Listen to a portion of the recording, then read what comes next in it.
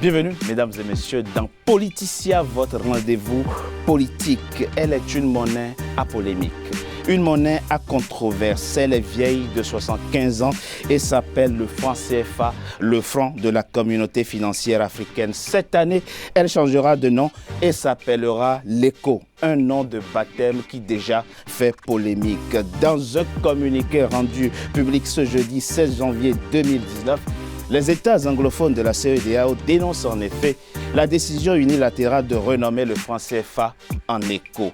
Par ailleurs, si la réforme du franc CFA est qualifiée de profonde par certains, pour d'autres, il s'agit tout simplement d'une réforme cosmétique qui ne changera en rien la dépendance monétaire supposée ou vraie des États qui l'ont en partage. Mais comment se situer? Mais pourquoi tant de passion autour d'une monnaie? Comment comprendre le doute et la suspicion vis-à-vis de la France? Quelle réforme faut-il pour calmer durablement les esprits? Deux professeurs avec moi pour en parler. Nicolas Agbo, vous êtes professeur d'économie à l'université de Versailles en France, infatigable et défenseur de la souveraineté monétaire des États africains, auteur de plusieurs livres sur l'économie. Vous êtes co-auteur de ce livre que j'ai entre les mains, le franc CFA et l'euro contre l'Afrique, publié aux éditions Solidarité Mondiale. Merci professeur, merci à vous d'avoir accepté notre invitation. David Asiba Johnson, un autre professeur, vous aussi, vous êtes professeur des universités, économiste, vous avez enseigné, vous enseignez les mathématiques, vous nous donnerez également votre avis sur la question dans cette émission. Vous êtes par ailleurs diplômé de HEC Paris. Merci professeur. Merci à vous d'avoir accepté notre invitation. 21 décembre 2019, le président français Emmanuel Macron, reçu par son homologue ivoirien Alassane Ouattara à Abidjan, en Côte d'Ivoire, annonce la fin du franc CFA et son remplacement par une nouvelle monnaie, l'ECO. L'ECO qui serait le fruit d'une réforme profonde. Mais quelle réforme? C'est un reportage signé Olive Adjakotan, un de nos correspondants en Côte d'Ivoire. Mort annoncée du franc CFA. Après 6 mois de négociations avec la France, les 8 pays de l'UEMOA viennent de réformer le franc CFA qui deviendra en juillet 2020 l'ECO. Aussi, la suppression du compte d'opération qui obligeait les États de l'UEMOA à stocker au minimum 50% de leurs réserves de change dans le trésor français en contrepartie d'une garantie de convertibilité avec l'euro. Le retrait de la France des instances de gouvernance et le changement de nom de la monnaie font partie de la nouvelle réforme. Toutefois, la parité avec l'euro est maintenue et évolutive. La garantie de convertibilité avec l'euro sera toujours assurée par la Banque de France. Il y a au moins une quarantaine de pays dans le monde qui ont des parités fixes avec des monnaies telles que le dollar, l'euro ou d'autres monnaies. C'est pourquoi cette réforme représente un grand pas dans notre volonté de faire de notre région un espace économique intégré, dynamique et une source de prospérité pour nous-mêmes et pour les générations à venir. Le nouveau traité ne concerne pas encore les 6 pays d'Afrique centrale utilisant le franc CFA. L'ECO à 8 pays deviendra donc le noyau dur de la future devise de la CEDEAO, Communauté économique des États de l'Afrique de l'Ouest, d'après le président ivoirien. J'ai informé les chefs d'État de la CEDEAO et cette nouvelle a été particulièrement bien reçue au niveau de la CEDEAO. Longtemps réclamé par une société civile ouest-africaine qui considère que le franc CFA pénalise l'industrialisation et les exportations des économies africaines et davantage soucieuse d'une souveraineté monétaire, cette réforme est un pas à saluer selon plusieurs, mais d'autres invitent à la prudence. Très rapidement, professeur Agbo, ce jeudi 16 janvier, les 5 États anglophones membres de la CEDEAO plus la Guinée ont jeté un pavé dans la mare en dénonçant la décision unilatérale de changer le nom du franc CFA en ECO. On voit bien, je ne parlerai pas de crise, mais il y a une cacophonie diplomatico-politique autour de ce projet. On va dire quoi? Le projet ne fait pas l'unanimité, professeur? Bien. Alors, je crois que dans un premier temps, c'est ce qu'on appelle la forme. Et le simple fait que les 6 autres pays de la CEDEAO dénoncent la déclaration d'Abidjan, ça veut dire que déjà dans la forme, parce que la monnaie dite CEDEAO, non, dite ECO. C'est la monnaie de la CEDEAO. Donc logiquement, s'il devrait avoir une déclaration, on devait, par exemple, avoir l'assentiment, sinon le consentement de tous les membres de la CEDEAO, ce qui n'est pas le cas. Ça a été une déclaration presque unilatérale du président Alassane Dramane Ouattara en face du président Macron. Oui. Bon. Deuxièmement, avant même d'aller plus loin, on peut aussi rappeler que la monnaie appartient au peuple. Donc, logiquement, le mot même éco, c'est-à-dire la dénomination, on devrait avoir déjà, ça devait être le résultat d'une consultation du peuple, soit par voie référendaire ou bien par voie parlementaire, ce qui n'est pas le cas.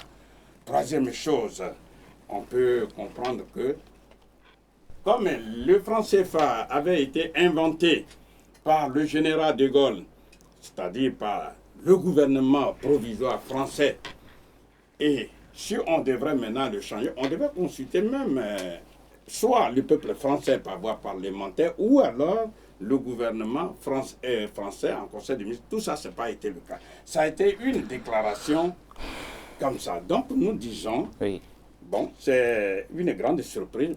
Par voie de conséquence, il faut, nous disons, il faut quelque chose d'écrit d'une part et surtout faire ce qu'on appelle la dénonciation des accords monétaires franco-africains pour dire que c'est du sérieux. Mais nous allons plus loin pour dire cette forme-là, pour nous autres, qui nous battons pour mettre fin à ce nazisme monétaire véhiculé par le franc CFA, c'est quelque chose de positif parce que c'est un aveu très important. C'est comme ça que vous le vivez. Voilà, c'est un aveu puisque jusque-là, ceux qui défendaient avec force le franc CFA disaient que c'était la meilleure monnaie, etc. Aujourd'hui, ils reconnaissent à la face du monde que le franc CFA n'est pas une bonne... On reviendra sur la technicité de ce débat, concrètement. Le fond du problème, on verra ça tout à l'heure. Mais avant, très rapidement, professeur Johnson, le président Alassane Ouattara vient de dire dans l'élément qui est passé, j'ai informé les chefs d'État de la CEDEAO, la nouvelle a été accueillie positivement, dit-il, en filigrane. Mais on voit ce qui vient de se passer. On va dire quoi? Si l'écho était un enfant, à peine l'enfant est-il né, que sa filiation cause déjà problème? Ça ne présage pas d'un bel avenir, professeur. Merci, mais je ferai une petite digression qui n'est pas...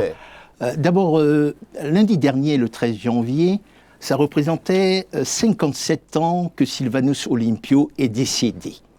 Alors, pourquoi je voudrais qu'on rappelle cette mémoire? Parce que les Africains, on a toujours tendance à croire que nous faisons les choses à partir de zéro. Nous devons garder en mémoire et saluer ceux qui nous ont précédés. Sylvanus Olympio a précédemment résolu ce problème de la monnaie qui devait être battue, en tout cas pour le Togo, le 15 janvier 1963, qui devait être mise en application. Ça, c'est la première chose. Donc, une pensée à lui, Sylvanus Olympio. 2 jours plus tôt, il est parti. Il est parti. Deuxième élément, ce que je voudrais saluer également et rappeler, si sur le plan effectif, il y a eu la contribution de Sylvanus Olympio, sur le plan théorique, il y a un grand économiste africain qui nous a précédés et qui s'appelle Chundian Puemi, qui a écrit Monnaie, servitude et liberté. Et il a fait toute la théorie nécessaire à cette monnaie qui constitue une pathologie pour le continent africain. Alors, je voudrais qu'on ait une mémoire par rapport à ces deux personnalités qui nous ont précédés. Cela dit, j'orienterai le débat sur le plan d'abord stratégique. J'en ai une lecture tout à fait différente. Allez-y très rapidement. Alors, ce que je voudrais dire, d'abord, c'est la nécessité de comprendre, est-ce que le nègre est-il capable de prendre en charge son développement? L'Africain, vous voulez l'Africain nègre, le nègre, tel qu'on le dit, le terme au sens positif du terme, moi je le... Bon, ok, je dirais l'Africain. Voilà, c'est ça, s'il vous plaît. Très bien. Bon, ok, mais on parlerait de négritude, mais on parle de nègre. Alors, je voudrais citer quand même quelque chose qui me paraît fondamental de la vision que les autres ont de l'Africain ou des Éthiopiens ou des Kémites. Alors, nous dirons les termes Kémites.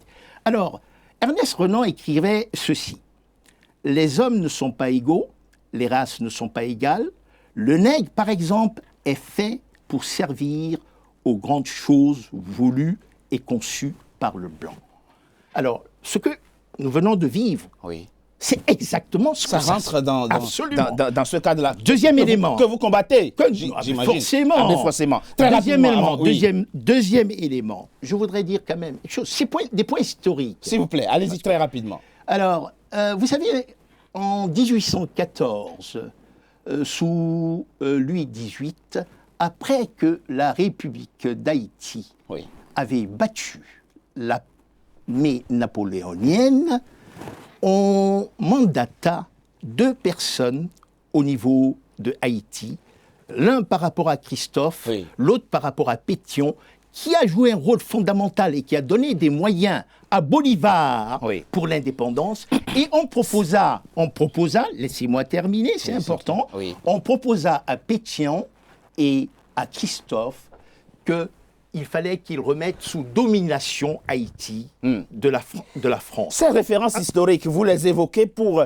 expliquer aujourd'hui ce qui se passe. Absolument. Et vous pensez qu'on est encore dans cette logique-là? Mais je n'ai pas terminé, laissez-moi terminer. Professeur, allez-y. Oui, Allez-y je très termine rapidement et je vais sur dire. l'histoire, s'il vous Alors, plaît. sur ce point-là, qu'est-ce que Pétion et Christophe ont fait? Ils ont renoncé parce qu'on leur proposait d'abord une montée en grade au niveau de l'armée royale Oui. et également des sommes forfaitaires importantes afin que Haïti revienne sous le Mais pont. pourquoi des centaines d'années plus tard, on en est encore là? Mais bien sûr. C'est ça la question. La question, c'est pourquoi vous comprenez que mon ouverture stratégique pose essentiellement, alors que mon camarade parlait tout à l'heure de nazisme monétaire, où il a entièrement raison, mais moi, je parlerai plutôt du nanisme monétaire. C'est-à-dire comment nous autres, Africains, notamment ceux de la Banque centrale, alors que le problème de la monnaie est un problème trivial, que n'importe quel enfant de 6 ans pourrait comprendre. Et nous sommes en train, justement, de nous évertuer à dire qu'il faudrait rester sous la coupe de la France. Du franc CFA. Alors, j'en terminerai. Sur le plan technique. Alors, j'ai écouté dans une chaîne concurrente, il était évoqué sur cette chaîne que c'était d'abord un problème de garantie. Vous parlez tout le temps de convertibilité, garantie de convertibilité. Mais si vous voulez, la deuxième partie est consacrée justement aux aspects techniques. Nous reviendrons évidemment sur les aspects techniques de cette réforme annoncée très rapidement. Et professeur, je l'ai rappelé, votre lutte contre le franc CFA. Pour qu'on comprenne ce qui s'est passé ce 16 janvier, l'ECO était un projet de la CEDEAO, la Communauté économique des États de l'Afrique de l'Ouest, soutenu par l'Union africaine et qui n'avait rien à voir avec le franc CFA. On est d'accord. Mais comment comprendre aujourd'hui que la réforme du franc CFA vienne se greffer sur ce projet-là? Comment comprendre l'accélération de ce calendrier, l'accélération du calendrier de cette réforme est rendue publique ce 21 janvier, ce 21 décembre à Abidjan? Bien. Écoutez, moi, je pense que l'élément le plus important, comme malheureusement nous n'avons pas assez de temps, l'élément le plus important, c'est de retenir que voilà une occasion que les dirigeants Macron et Addo ont donné aux Africains pour dire voilà, le franc CFA prend fin parce que nous ne pouvons plus continuer, en tout cas je m'adresse particulièrement à la France, que nous ne pouvons plus continuer à la France politique avec le nazisme monétaire, lequel nazisme monétaire a fait du mal à la France. Et nous avons fait depuis 20 ans des conférences aussi bien en France comme dans le reste du monde. Et il y a eu d'autres pays comme l'Italie, tout ça, qui dénoncent tout ça. Donc la France veut se faire une autre image. Maintenant, nous disons aux Africains de faire attention. Parce que la France est la même. Pourquoi? Prenons le cas de l'abolition de l'esclavage. Pas la France. Laquelle France a pu rétablir le même esclavage pour l'abolir plus tard. Deuxièmement, la même France a donné une indépendance politique de façade aux Africains, l'a récupérée Et aujourd'hui, nous, on l'appelle sur plusieurs formes, la néocolonisation, la France-Afrique, etc. Oui. Troisième point, il faut reconnaître que la même France qui a été victime du nazisme monétaire a donné une monnaie aux Africains sous l'appellation du franc CFA, mais après on s'est rendu compte que ce n'est rien d'autre que du nazisme monétaire. Et enfin, quatrièmement, c'est la même France qui dit qu'elle va moderniser le franc CFA en l'appelant de façon unilatérale l'éco, qui est le nom choisi. Et vous ne croyez pas du tout à la sincérité de cette réforme? Ce qui veut dire, les Africains doivent maintenant faire extrêmement attention pour se poser la question, est-ce que la même France n'est pas en train de confisquer la souveraineté monétaire des Africains qui est en gestation ou bien qui est en projet? Voilà, c'est comme ça que vous proposez, c'est la grille de lecture que vous proposez. Mais la CEDEAO a un projet, voilà, et la France apporte une réforme du franc CFA qui vient se greffer sur le projet de la CEDEAO. Et vous concluez. Donc nous disons tout simplement que la déclaration d'Abidjan a son aspect positif parce que le franc CFA qui était jusque-là intouchable, eux-mêmes viennent de dire que le franc CFA a ses limites et a pris fin. Maintenant, nous restons extrêmement vigilants pour dire qu'il faut aller en profondeur pour avoir la véritable souveraineté africaine. Et c'est ça le débat de fond. Si vous nous permettez, c'est ce que nous allons montrer pour dire que aux Africains, voilà les limites de fond de la déclaration. Alors, à la suite de ce que dit le professeur Agbo, avant qu'on ne rentre dans la technicité du débat, professeur David Asiba Johnson, on voit que l'unité vole en éclats autour de ce projet. Ça veut dire quoi? Qu'est-ce que ça présage par rapport à l'avenir de cette réforme annoncée ce 21 décembre à Abidjan, en Côte d'Ivoire? Oui, mais sur la forme, il est d'une évidence totale qu'on n'a pas sollicité les membres de la CEDEAO avant de faire cette annonce. Oui, le président Alassane Ouattara dit « Je les ai informés, ils ont accueilli la nouvelle positivement ». Ah oui, mais il raconte ce qu'il dit. Ben, la preuve, c'est que vous venez de dire qu'il y a un document qui contredit complètement justement cette position et qu'il est nécessaire de tenir compte sur la dénomination quelque chose. Donc alors, si vous voulez faire une analyse sémiologique, déjà, pourquoi s'en prendre au nom qui avait été réservé pour un projet qui ne coïncidait pas avec ce projet d'une réforme du franc CFA. Le nom d'écho. En même temps, est-ce qu'il n'y a pas cohérence? En même temps, comment voulons-nous que les 8 États membres de l'UEMOA, à la fois membres de la CEDEAO, est une monnaie qui porte un autre nom que le nom de la monnaie de la CEDEAO? Là-dessus, vous avez raison, mais on parle sur le plan de la forme, mais qui porte un nom, c'est un problème temporaire. Alors, on aurait pu continuer le franc CFA jusqu'à l'existence de la mise en œuvre de la CEDEAO. Pourquoi cette volonté, forcément, de l'appeler ECO? Pourquoi n'a-t-il pas derrière une nécessité de vouloir peut-être, ça nous interpelle sur la volonté peut-être de torpiller, justement, la souveraineté monétaire, qui était celle de l'écho. Mais permettez-moi de dire ce qu'on vient de dire. J'avais commencé à l'instant en rappelant ce que Ernest Renan avait énoncé. C'est-à-dire, est-ce que les Africains, il prétend que les Africains ne sauraient mettre en œuvre que ce que les Occidentaux ont conçu. D'accord? Là, nous sommes à un point très critique. Très critique. En tout cas, une période charnière. Ce point critique veut dire tout simplement, est-ce que les nègres que nous sommes, les Africains que nous sommes, avons la volonté d'en finir avec cette servitude monétaire que nous avons? C'est ça la question. On répond à la question après une coup de pause. Absolument. À tout de suite. À tout de suite.